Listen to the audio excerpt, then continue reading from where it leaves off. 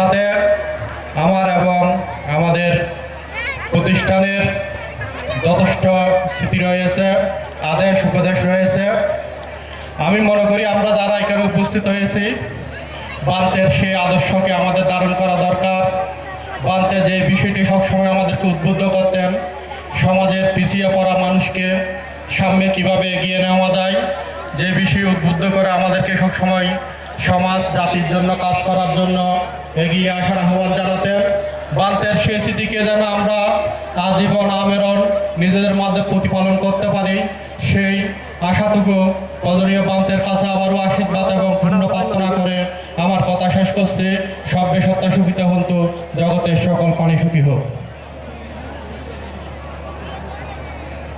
শ্রদ্ধা নিবেদন করবেন মিস্টার অং চিং মার্মা, সহকারী কমিশনার ভূমি ও প্রশাসক রাউজান পৌরসভা।